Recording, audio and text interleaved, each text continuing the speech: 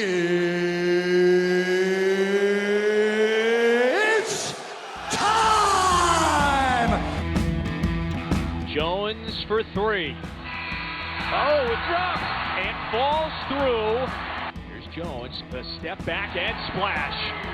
Oh boy. Razzle dazzle, falls through. This is a day for Mason Jones. He can't miss.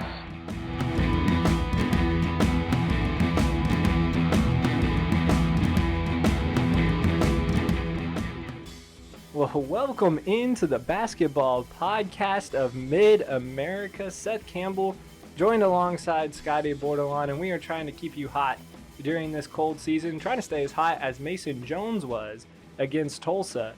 The Razorbacks with a huge 98-79 victory. Mason Jones dropping 41 points. We have to start there, Scotty. What did you think of Mason Jones' performance? He was outstanding, and his 41 points, I think, are the second most scored by a Razorbacks player in Bud Walton Arena, and only to Rodney Clark's 51 back in 2009, I believe.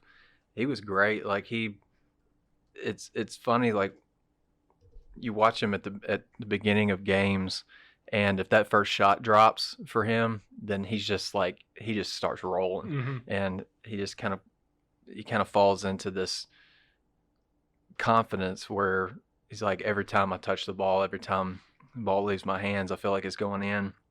And he was like, he got his 41 and he was really efficient. He was like 12 out of 18, 5 of 11 from three, and he got to the free throw line quite a bit, and he's absolutely money from the line. I think he was 12 out of 13. He missed his last one, and he was asked about missing that one free throw after the game, and he was like, I think he said that's one of the things he'll remember most about the game, is because it really hurt him a lot. He was great. The three right before halftime was huge. Could have been a 4-point play, I think, but the officials chose to swallow their whistle. He was fantastic, and I think he was a pretty easy pick for SEC Player of the Week. Yeah, 41 points. He could have had 42, as you said, 12 of 13 from the free throw line, 5 of 11 from behind the arc, 12 of 18 field goals overall. That's just an impressive day all the way around. And, the Razorbacks moved the ball quicker this entire game. Like the pace of play for this game, you could almost tell that this team had had a week off and had been in those training camps, because they were a Musselman, a specimen of what Musselman would like for them to be throughout the entire season.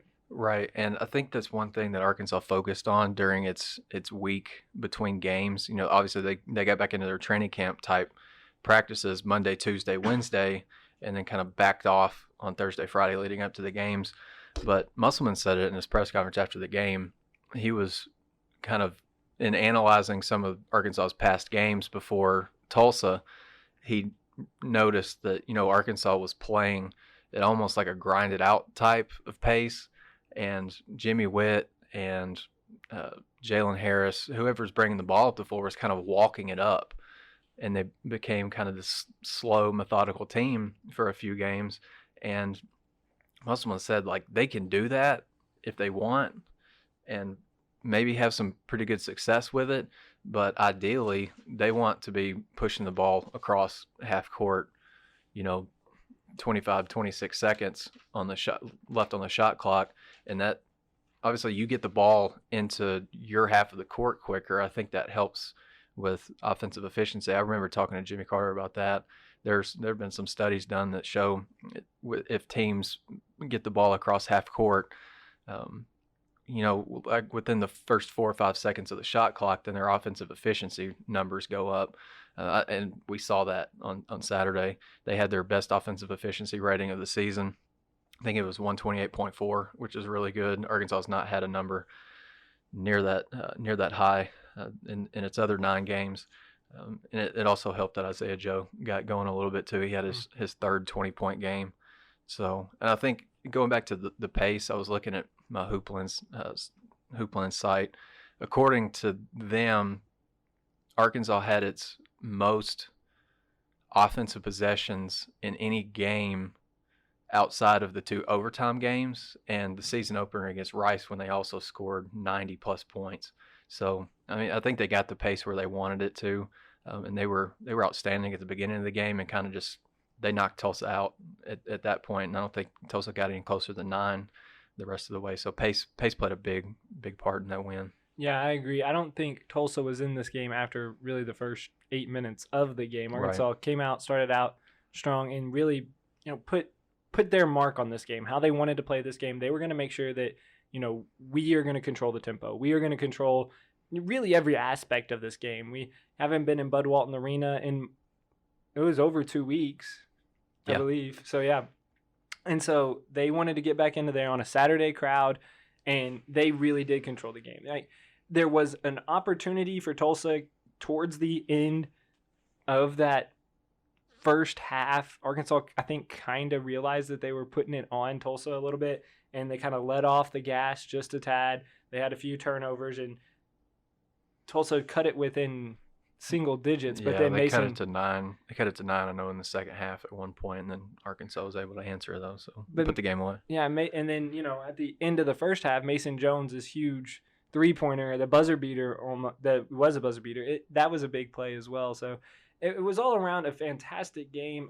As you mentioned, let's go ahead and go and talk about Isaiah Joe kind of getting out of that funk. He was 4 of 10 from three-point range, that's 40%, and he really seemed to find a rhythm earlier in the game, and that kind of carried over. Yeah, it's kind of like Mason. It was good to see Isaiah have some success from the perimeter early, and that got Arkansas off to a great start. I think they jumped out to a 21-5 lead, and I think those two guys had all 21 of their points.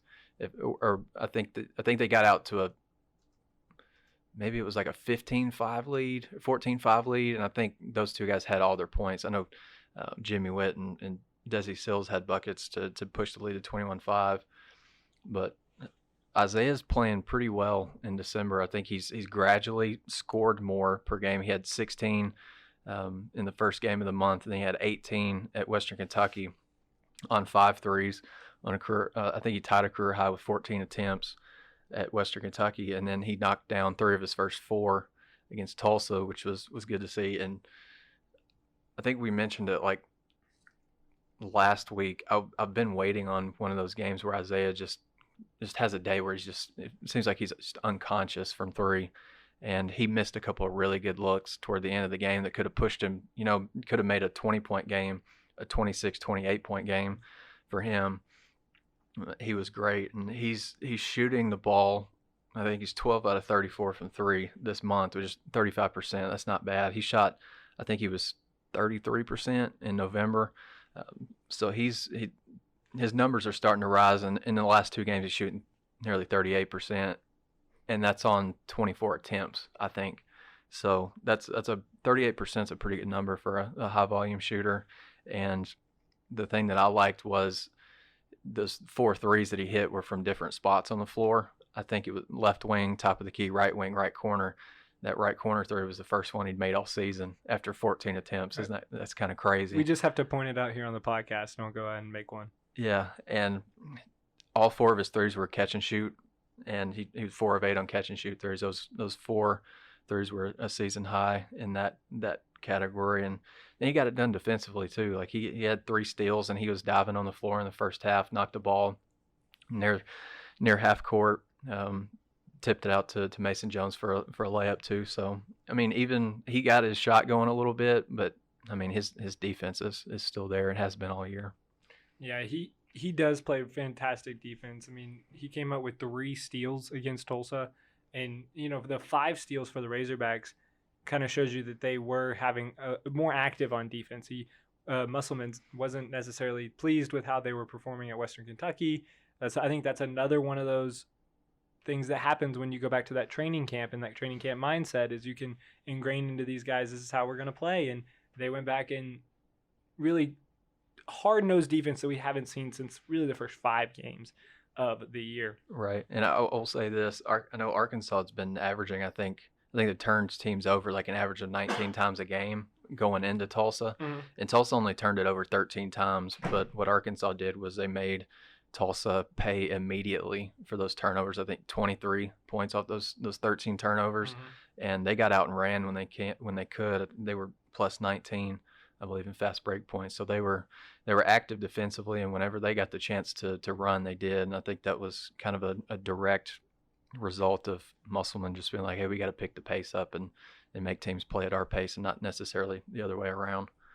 And we've talked about this man a lot, Jimmy Witt, and he's really deserved the credit that we've given him. But I almost can't say it enough. He is, I think, the glue that is holding this team together right now. He had 11 points, 5 of 8 shooting. He knows his shot. And he knows, and there's so much value in a player that knows his role and knows his shot and executes it to the highest level, like Jimmy Witt can. He can run the offense, or he can flip it and run the 5. And when you have a guy like that is so dynamic and can give you so many options, and then if you ever need a bucket in the mid-range, he can get you there.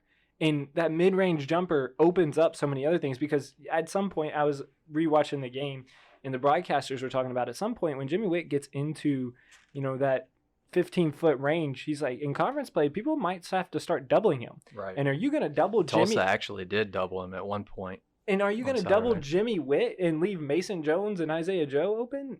Yeah, I don't know if you're going to do that. So, like, him being the dynamic player that he can be has really opened up, I think, the offense for everybody else. Yeah, for sure. And it alleviates a lot of the playmaking pressure from Mason and Isaiah and even Desi to an extent. What I've really liked about Jimmy's game, and Eric Musselman's kind of talked about it too, is he can score and they don't have to like run plays for him. They don't have to run a set for him. He's been really impressive. Just like, I think I've said this before, he just kind of freelances. And I remember one possession on Saturday, Arkansas was trying to get into a set, and I'm not sure exactly what happened, but they weren't getting the action that they wanted. But Jimmy was kind of almost isolated on the left side of the floor with his defender, and he just drove right by him and then pulled up for a jumper and hit it. And those kind of buckets are just, they're invaluable, just when you're not able to get exactly what you want when you want it. And let me see, I've got his shot chart right here. He was 5 of 7 on mid-range jumpers the other day. And I think going into the Tulsa game, he was shooting right around 48%. So that mid-range jumper is deadly.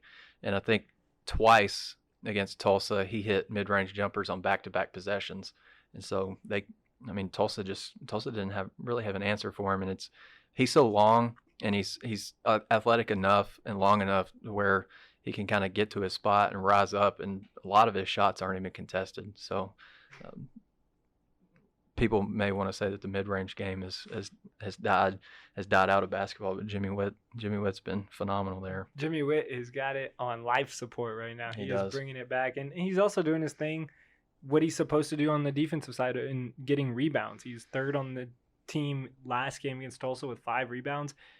All of everything that he is doing is invaluable to the Razorbacks and their offense and the way that they move the game. And I really think it also, we talked about who it opens up for: Mason Jones, for Isaiah Joe, for Desi Sills. And I think it takes pressure off of Jalen Harris as well, because he isn't just going to be the guy that is running the point the entire time and everybody's going to rely on him. And Witt being so dynamic, it does help. Before we move on, I did want to say, Scotty and I played the percentages. What was that, 2 weeks ago now, Scotty? It was 2 weeks ago. And we both said that Jamario Bell had an over 50% chance of getting into the game, Yep. and Jamario Bell made it into the game, even really a game sooner than we thought. Yeah. So Jamario Bell gets into the game. He still doesn't have a Ken Palm page, which is kind of disappointing, but he'll get there. Hey, he is 0 for 0 for 0, 0, 0. He did have 1 personal foul and 1 block. Yeah, I know he had a block. Yeah, on his first defensive possession, I think. That was his stat line for the day. He wanted to get in the stat book with a block and a personal foul, so there's not zeros all the way across. Obukwelu got in as well. Stevens got in. He had a 3 blocked. It was kind of an ugly deal. But it was everybody getting in against Tulsa. All right, moving on. This game going into Little Rock, Scotty, against Valparaiso. What do you want to see from the Razorbacks? I don't know if you'll be able to completely replicate what you did offensively against Tulsa, but you got to play with that same energy and just kind of smother Valparaiso out of the gates. They've not played, or they've not beaten. I think their best win of the year is against Toledo to begin the year. Other than that, they have one win inside the KenPom top 200, and they've lost on the road about 26 to Nevada, and they lost in overtime to Cincinnati. So I mean, this Valpo team has played some tough competition, I guess, if you want to say. They've played several top 100 KenPom top 100 teams, but Arkansas should be able to handle Valpo. Valpo actually plays High Point on Wednesday, projected to win that game, I think, on the road. But Arkansas, just if you can get solid defensive energy, just like what you played with against Tulsa, to begin the game, Arkansas was smothering. They just absolutely smothered Tulsa. And I know Valpo's got a kid named Javon Freeman Liberty, and I was going back and watching a video of when Musselman gave Mason Jones the level 5 chain for the level 5 player of the game.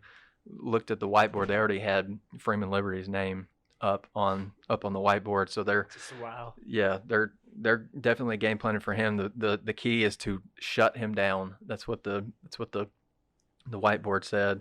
He's a 35% 3-point shooter, 53% inside the arc. So he's definitely their go-to guy. According to KenPom, he's taking 36% of their shots when he's on the floor, which ranks top 15 in the country. So he's gonna let some shots go. He's almost taken 200 shots. Wow.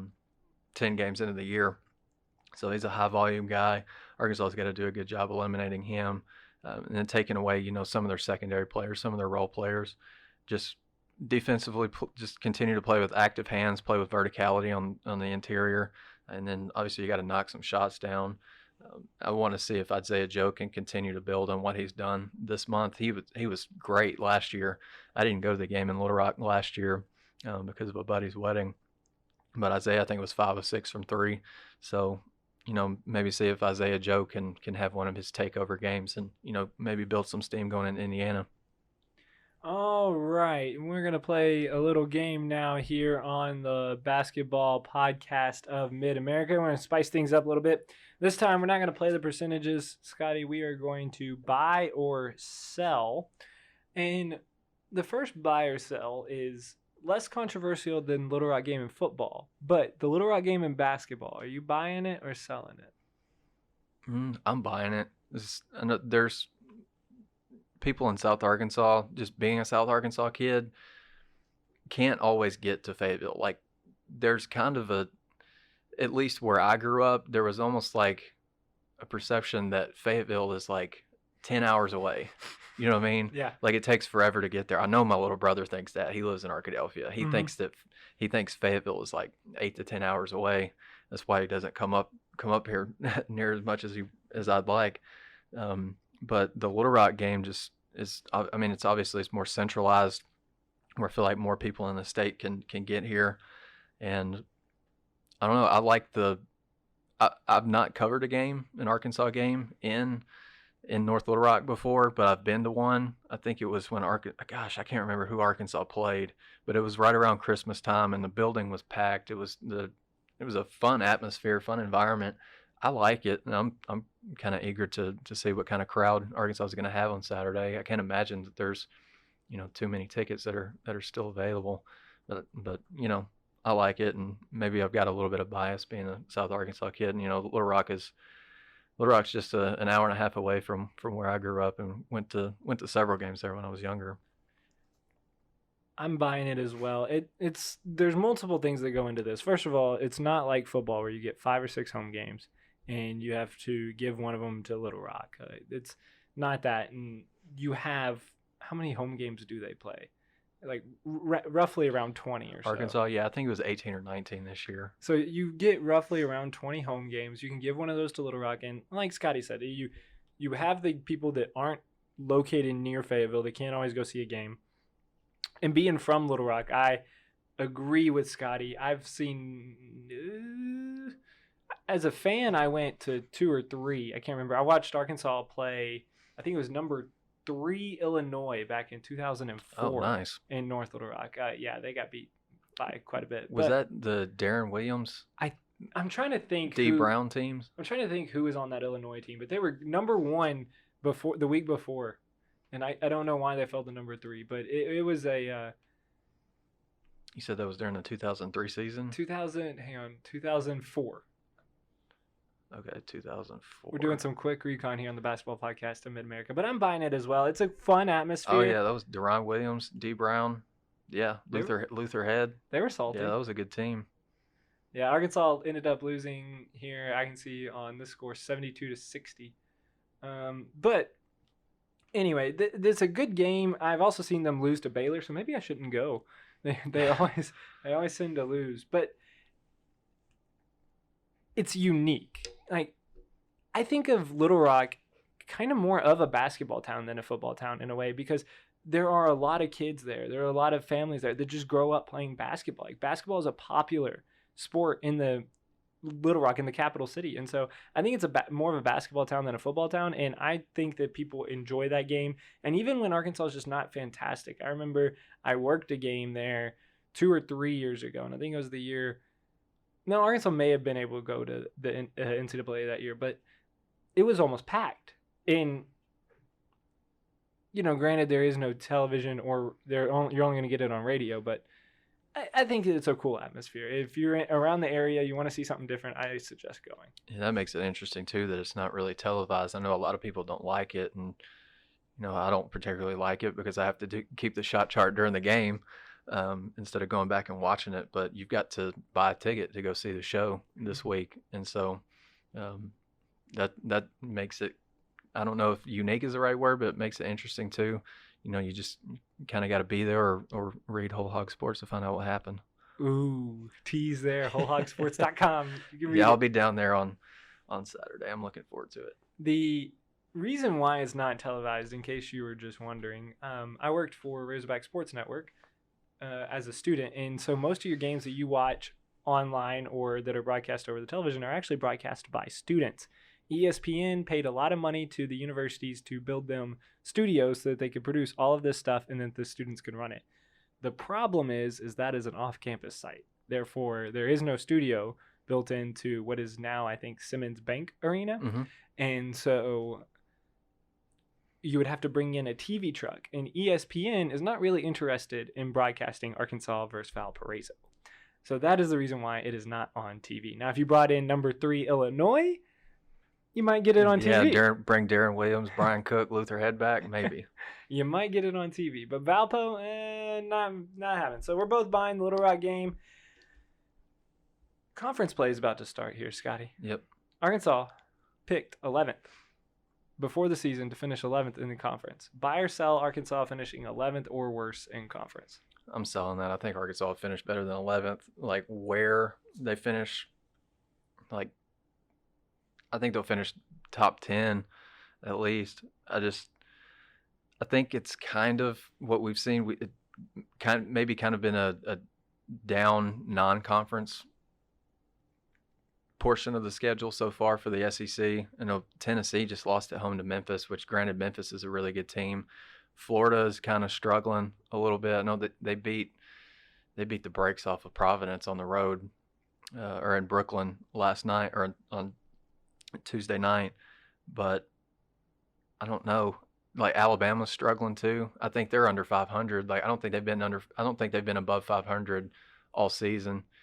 Auburn is, I think, one of the last few unbeaten teams, so they're looking pretty good. I think the opportunity's there for Arkansas to maybe surprise some people in the way that they play in conference. I just wonder if Arkansas's lack of interior depth and lack of quality interior depth is gonna bite them in the backside at some point, because you're gonna see some talented front lines from, Florida's got Kerry Blackshear, LSU's really talented along the front line. Adding Kentucky. Yeah, Kentucky's just always Kentucky's always got guys on its interior. Even though I think they've got a kid named Nate Sestina, he looks to be a little bit susceptible to, forwards taking him off the bounce. Which, does Arkansas have one of those? Man, I don't know that we can say that at this point. but that might be a weak link there. But they've obviously got pretty good depth and elite guard play. So, yeah, it's going to be interesting, but I figure Arkansas will finish in the top 10 for sure. I agree. I'm selling that as well. Scotty, you nailed all of the points there. Arkansas, I'm assuming, probably finish around a 7 or 8. And the NCAA tournament berth, possible, just kind of depends on how deep the conference is this year. I think if you can get 8 teams in, then I think Arkansas is going to the NCAA tournament. If SEC gets 7 teams in, I'm probably thinking they go to the NCAA tournament. If they get 6, I don't know. Look, right now you've got half the league at 500 or worse. Not great. Missouri's 9-9. Ole Miss is 8 no, I'm sorry. I misread this. So Texas A&M is 4-5. Vandy's 6-3. Vanderbilt's got a home loss to Tulsa on its schedule. South Carolina 7-4. Alabama, like I mentioned, is 4-5. Georgia's going to be dangerous because they've got Anthony Edwards, and if you've not seen Anthony Edwards play, go watch Anthony Edwards play. He's a freak. You'll see him in the NBA next year. Ole Miss is 7-3, but they've got a 78-37 loss to Oklahoma State on its schedule. They've also lost to Memphis and Butler. Excuse me, 78-37 loss? Yes, on a neutral floor to Oklahoma State. Dang. So, yeah, that prompted Kermit Davis to come out after a game and say that, he was basically say that he was really embarrassed for like the entire program, the entire school, everything. Yikes. That was not a banner day for them. But I mean, at the top of the league, you got Auburn.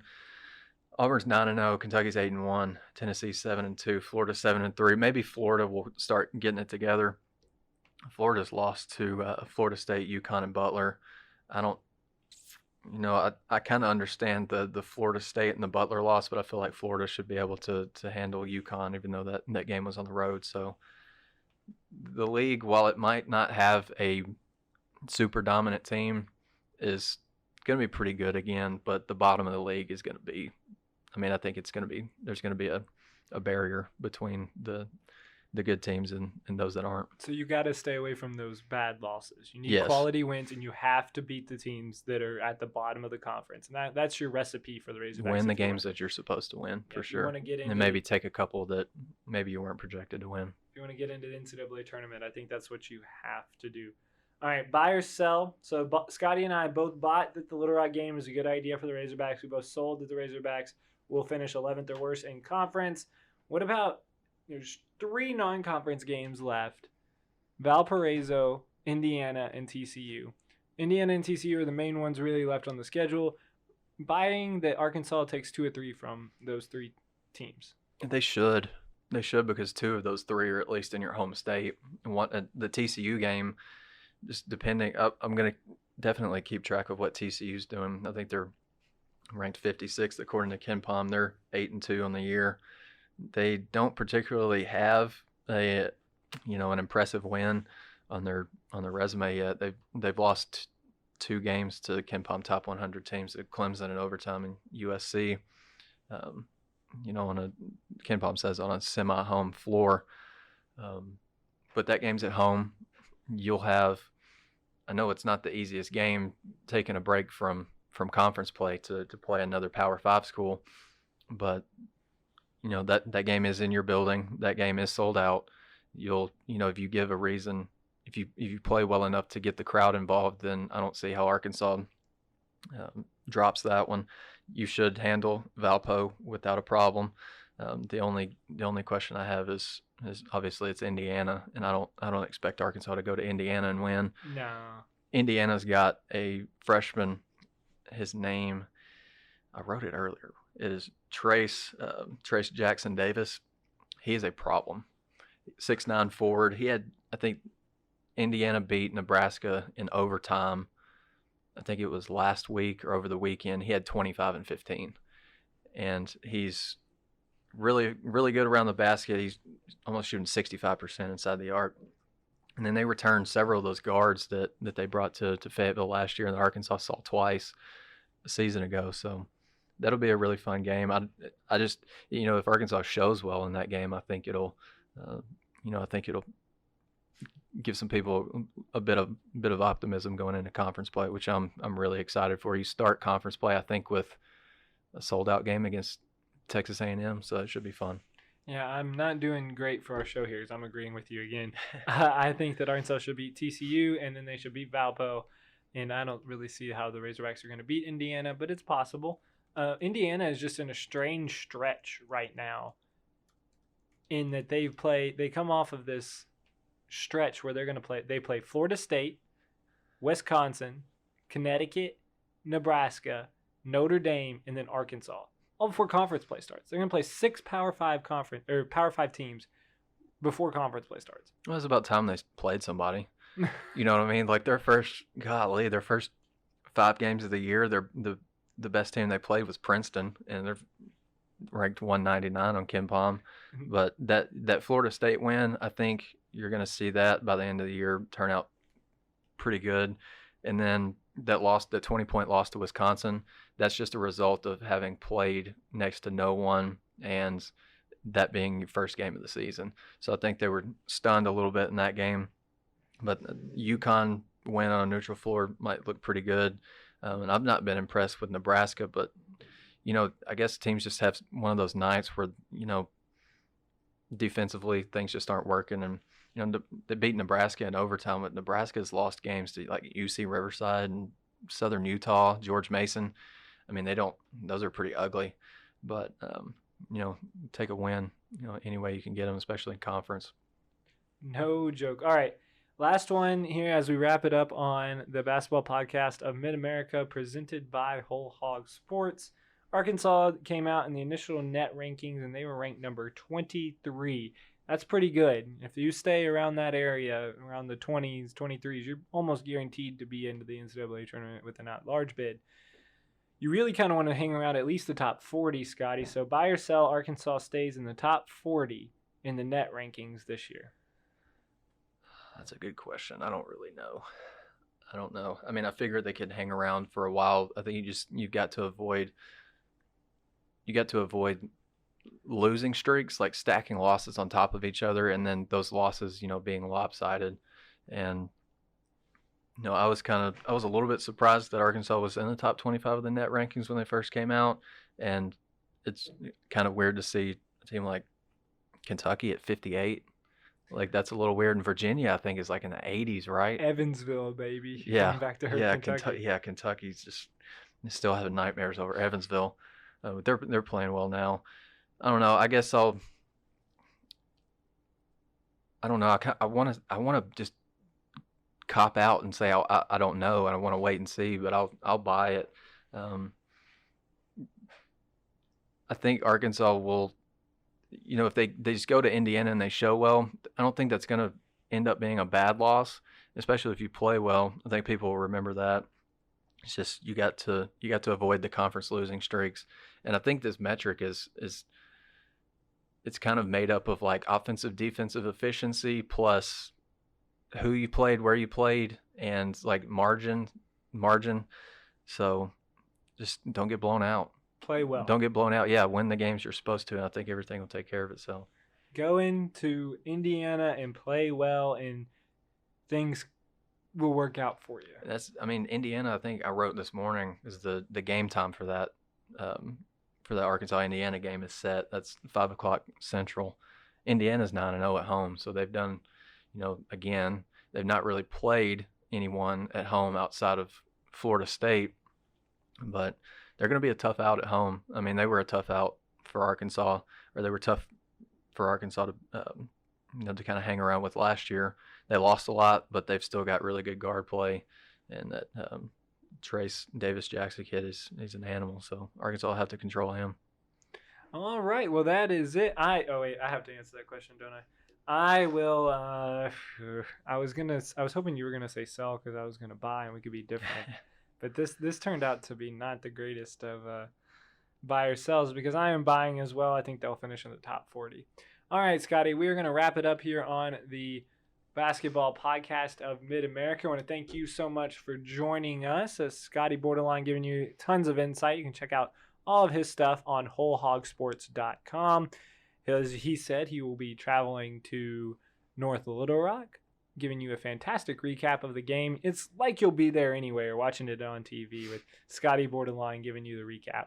And also, before Seth signs off, he got married over the weekend, and I didn't want to go this whole podcast without bringing that up. So congratulations. Well, I appreciate it. Yep. Married a beautiful, beautiful woman. And so we are happy. I saw the tweet that she dug up from like 2014. She was like, well, I'm going on my first real life date. And then she like 5 years later, it's like, oh, plot twist, I married the guy. Yeah, exactly. It was a good time, you know, 5 years together. Actually, December 18th was the anniversary of our first date. So nice. Back in 2014. So there you go. All right. Well, thank you for joining us. As we said, we will be back. I think we'll be back next week. Short week though, with Christmas in the middle of it, and going to preview a little bit of that Arkansas and Indiana game. Until then, Seth Campbell and Scotty Borderline signing off. We will see you later.